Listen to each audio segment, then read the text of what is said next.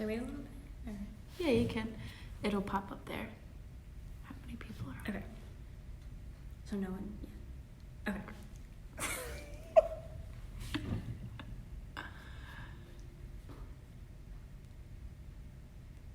We shall see.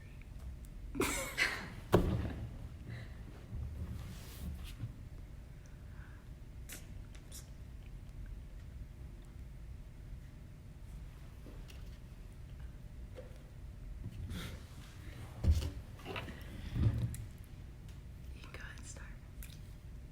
I was just gonna wait a couple minutes. Oh, there we go. All right.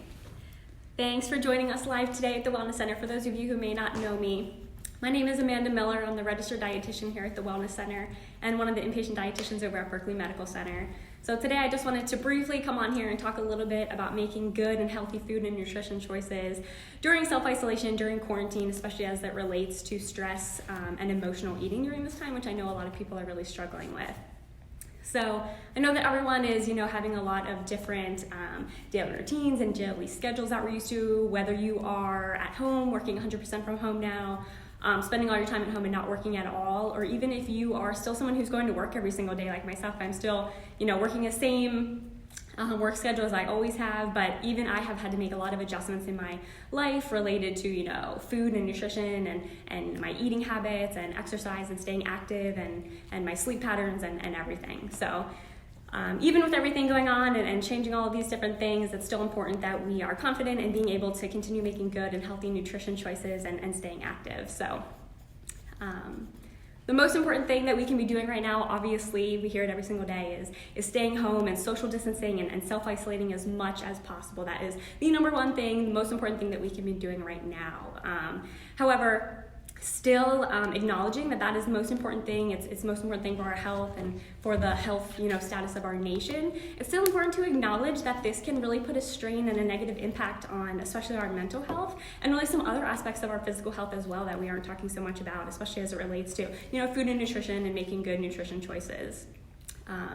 And so whether you are someone who struggles with eating and nutrition related to weight maintenance, related to weight loss, if you struggle with body image, if you're someone who struggles with any type of disordered eating pattern, whether it's food restriction or episodes of binge eating, whether you struggle with any of these things that baseline or not, right now we know that no one is really immune to this psychological impact and this psychological toll that self-isolation and quarantine is having on our mental health and our ability to continue making good food choices and continue our good food habits during this time. And so there are a lot of different variables that are causing, these shifts in food patterns and these shifts in different food habits that people are having. And they can include, fears of risk of infection, going to the grocery store, inadequate supplies, financial loss, or even just straight boredom from spending so much time at home. And so briefly, I just really wanted to talk about some of the most important and the biggest reasons, specifically why I'm seeing people struggling with, not really making the best food choices, because I think that if we want to really get a grip on, our stress and emotional eating, it is important for us to realize where these issues are rooting from. And so the biggest thing that I'm seeing, one of the biggest things, is this concept or this perception of food scarcity, right? So we are self-isolating as much as possible, and we are trying to avoid going to the grocery store. If you're someone who goes to the grocery store every single day, we're really trying to not do that right now. And so, we're trying to go once a week. We're going to, one grocery store, just one person with a family. This isn't a family event. Really limiting all of our public exposure as much as possible. And so when we have this food at our house, we are trying to make it last as long as possible because we know that we, ideally should be going, 5 to 7 days at a time without going back to the grocery store. And so we see this a lot with elderly people, especially, and people who really feel that it is not safe for them to go out in public at all right now. And so they are having family members, neighbors, friends do their grocery shopping for them. And so they really don't know when the next time that they're going to be able to get groceries and get a food supply is going to be. And so they have this, their food supply at home, and they're trying to make it last as long as possible. And so we have this purposeful restriction. And so you are purposely restricting food intake for anything that I just said, or, for a different reason, if you are, heavily restricting food intake, caloric intake for rapid weight loss or whatever it may be, we know that this so often leads to episodes of binging. So we have purposeful restriction always leads to overindulgence, not always, but most likely, overindulgence and episodes of binge eating, which we really want to avoid, and all of these are unhealthy eating habits and behaviors. And so on the other hand of this, we have this temporary food abundance, right? So now we are, really feeling like we need to get as much food as possible at the store because we know that it needs to last for our whole family for, a week or more. And so, we have all this food, we have more food than normal, our fridge and our freezer and our cupboards are totally packed. So we have more food than normal, and we're spending so much more time than normal at home around all this food. And so this is just the perfect recipe for overindulgence, constant, grazing throughout the day, and just really overeating in general. We see this a lot.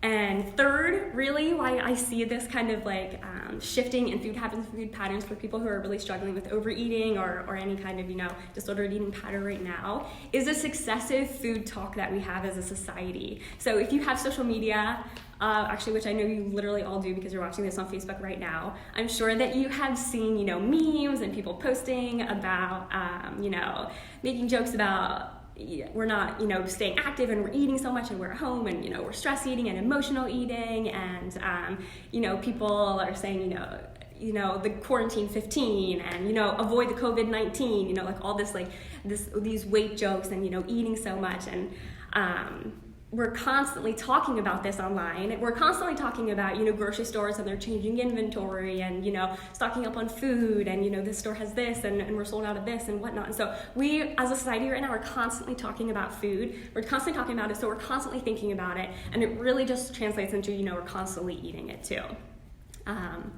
And lastly, the biggest reason here why I see these shifts in food patterns and food habits is really just stress and emotional eating, which is really what this talk is mostly about. So right now we are at home and we're at a time and a situation in our life that we could not possibly be prepared for, and it's scary, and we're just all taking it day by day and week by week. And so we have these emotions that we're might not be used to feeling, a lot of anxiety and stress and sadness, maybe anger, and we are turning to food as a coping mechanism. So I just want to say that if you are someone who is really struggling with stress or emotional eating, you are not alone. This is such a common thing, but just because stress eating and emotional eating is so common doesn't mean that it is okay and that we can all just kind of continue doing it and look the other way. We really need to be proactive and take the right steps to try to get a grip on our emotional eating and be confident that we can continue making good food choices even in this time that is a little scary and so different for us.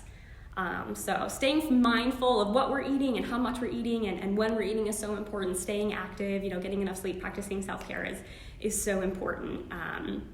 And so I do just want to say that there is no magic food group, magic supplement that can prevent contracting, the coronavirus or any other respiratory disease or cure it. But making healthy food choices, eating as healthy as we can, staying active, all of this is going to help keep our immune system in top condition, which is so important, especially, now more than ever. So next, I really just want to transition into a couple tools and a couple tips and techniques for you to use and think about at home to help you make good and healthy food choices and decisions at home and kind of get a grip on your relationship with stress eating and emotional eating.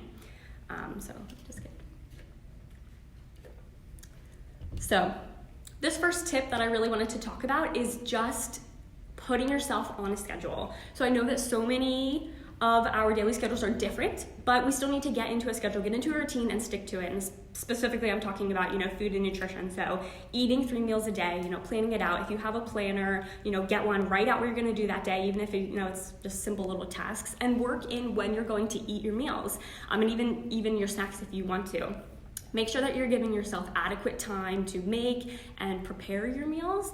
I know that we often talk about people who are sitting at home and really bored and don't have a lot to do, but I totally acknowledge the fact that a lot of people are at home working from home now, and a lot of people have children who are at home with them, and so now they are working full-time from home and now are in charge of homeschooling or teaching their kids. And so this might not translate to having more free time, you're just spending more time at home. So getting used to your new schedule and your new routine, and making sure that you have adequate time to make and prepare and eat and clean up from food and meals.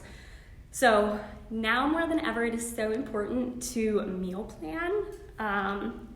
I encourage you, if you can, to try to meal plan at least 5 days in advance. I go for 7 days, so I am only going to the grocery store once a week. So when you are meal planning, really try to visualize, breakfast, lunch, and dinner, snacks that you're going to need. Make a store list, a detailed store list, and stick to your store list when you go to the store. When you are making decisions and choices on what foods you want to include for your meals and your snacks for the week and everything, try to keep in mind that the most nutrient dense or our healthiest foods are our whole grains, our fruits and vegetables. So we want to eat these in the largest amounts. So, 50% of our plate should be fruits and vegetables, 25% should be whole grains, and 25% should be a good lean protein source. We know this. And so this sounds great in theory, right? So I say, make a good strict store list, but I just spent 4 or 5 minutes talking about, this perception of food scarcity. And so, the inventory at grocery stores are changing by the day, and you never really know until you get there if something's going to be sold out or something's going to be available or what. So this is a perfect time really to just be very, very flexible with your meal plan and what you're eating. So this is a perfect time to not be afraid to go for canned and frozen foods. I mean, especially canned and frozen produce are not, fresh is not always best. Canned and frozen foods are just as nutrient dense, just as healthy. And so a lot of times they are less expensive and they have a longer shelf life, which is perfect for right now since we're trying to make our food, last for a longer period of time. Just one tip if you are going for canned or frozen foods is to really watch the sodium content. So sodium is a flavor enhancer, and it is really increases the shelf life of foods, which is why companies and manufacturers add it to so many foods. So there are low sodium options of frozen foods and canned foods and pretty much everything that you would want. A magic number here to look for is 140 milligrams. So if you are reading a food label and you see that something has 140 milligrams or less of sodium, that means that it's a low sodium food. So not everything you eat needs to be at that 140 milligram threshold or less. We're really aiming for, around 2,200 milligrams a day. So if you're eating a frozen meal, obviously it can be more than that since you're eating it as a whole meal. But it's just a magic number to really go for and kind of pace yourself with there.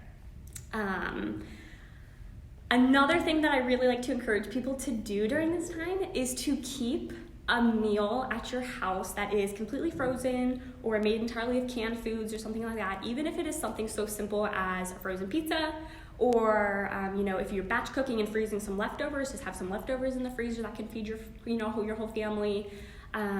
If it's a homemade chili made from canned foods like canned beans and tomato sauce and chili powder or whatever it is, just something that you can always have on hand is going to last a really long time because it's shelf stable and can feed your whole family for a meal. So that way, when you go to the store and if something is sold out or you can't find something, no need to stress or have anxiety because you have this rigid meal plan planned out. You can just skip that meal and know that you have a good solid backup at home to just kind of replace in your meal plan for the next week. So going along with having a routine and having a schedule with your meals is kind of my second tip, which I just like to talk about is being intentional with eating. So eating and snacking and cooking and everything should be fun. It should be something that we look forward to. It should not be a source of anxiety. However, it should not be just another activity in our day that we are using to pass the time, okay? So this is for people who really struggle with boredom eating. We're spending a lot of time at home. A lot of people, aren't working or, don't have a lot of things to do, can't go to the gym, can't do all these things, so we have a lot of time on our hands. But that doesn't mean that we can just fill our time with eating and snacking.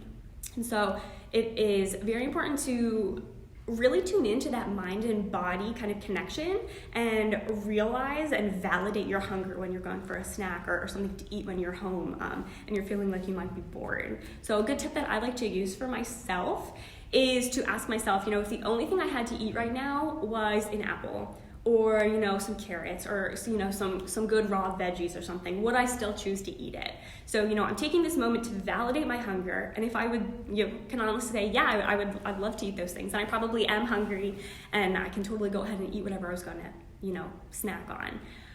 But if I would say, you know what, no, I would definitely not go for some raw veggies, I would pass on that, then that's probably an indication that we are eating out of boredom, we're not actually hungry, we're just looking for, for something fun to do to fill the time.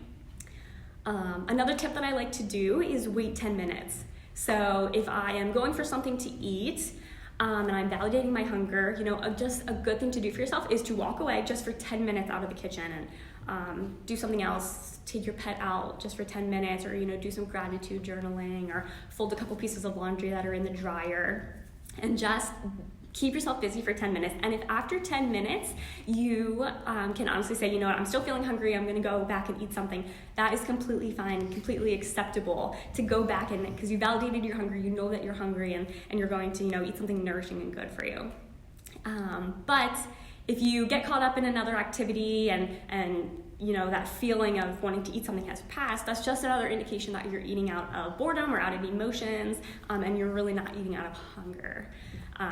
And so this is another moment where I really like to encourage you to be proactive in doing this. So we know this is not a new tip. I mean, people say all the time to kind of use like a distracting activity to, get your mind off of something else. So, we're feeling bored, or we're feeling really heightened by our emotions, whether it's anxiety or, sadness or stress or whatever it may be. And we are turning to food as that coping mechanism.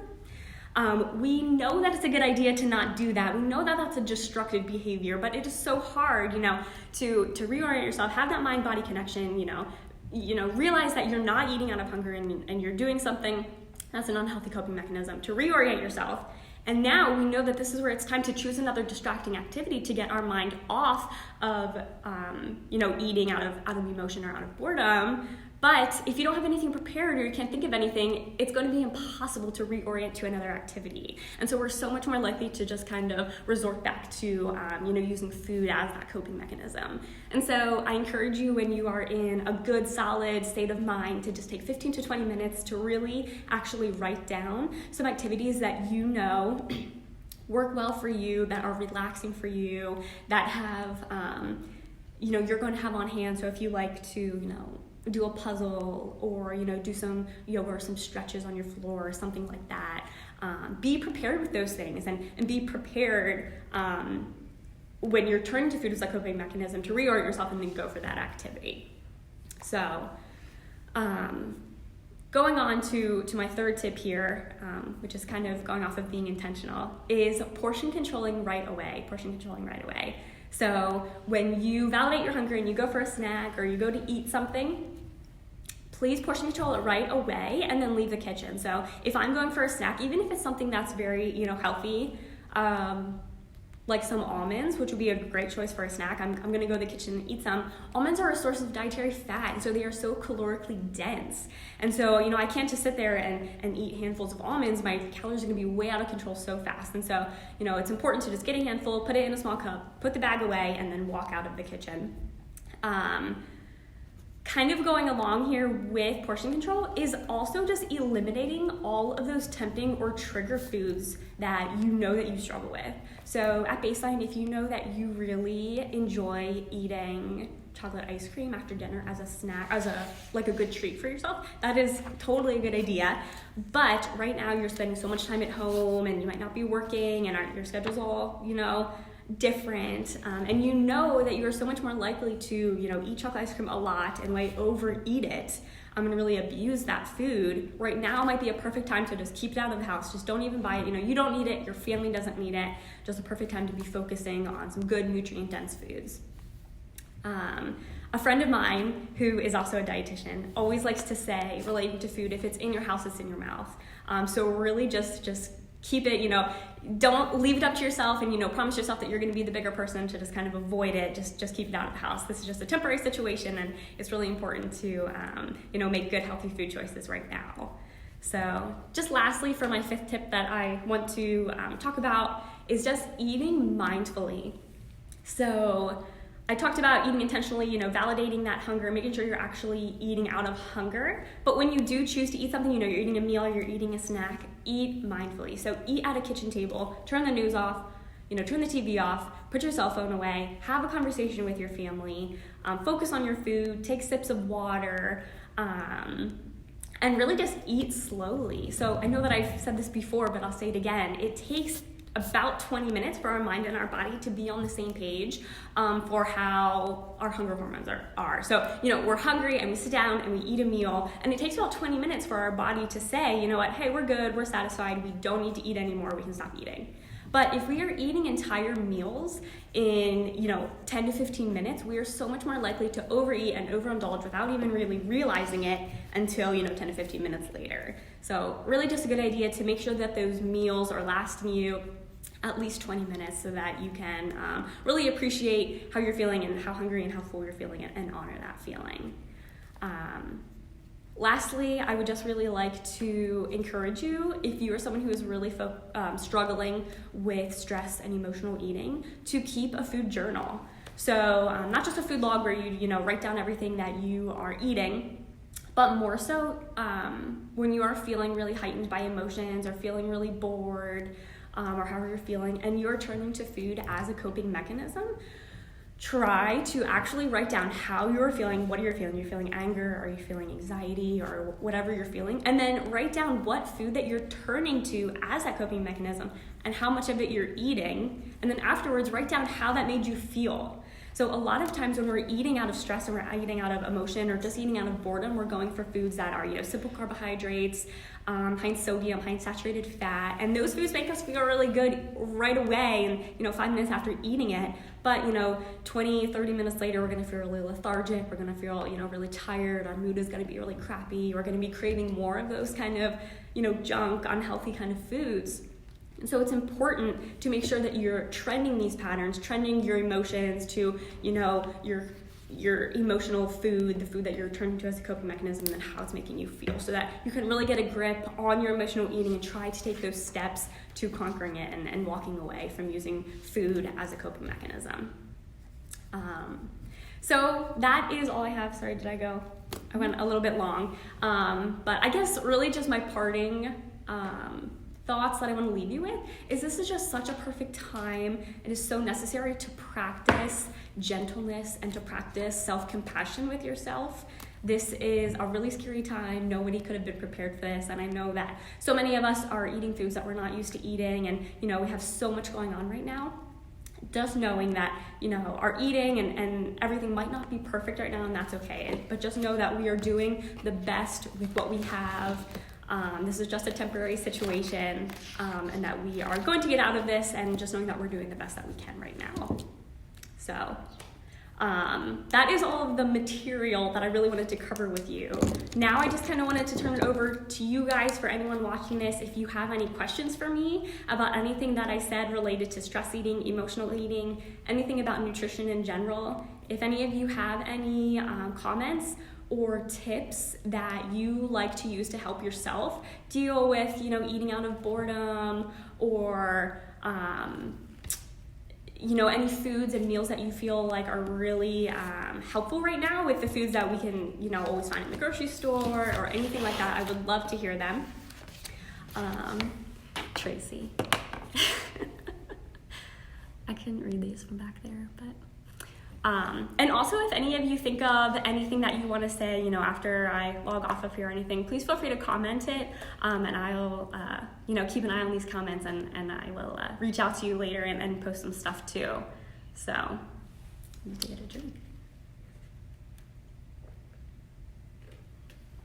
Just give it a few more minutes. If not, just cool. log off.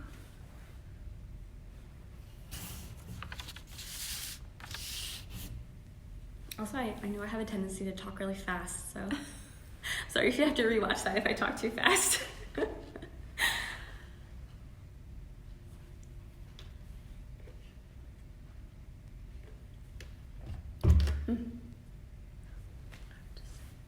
Okay. So also, I just really want to encourage you to keep staying as active as you can. I know the girls here at the Wellness Center are doing all of their, their live workouts and everything. So, just taking small steps every day to just try the best we can. I think I'm going to log off now, but thanks everyone who joined me for this video, and I'll talk to you later. Thanks.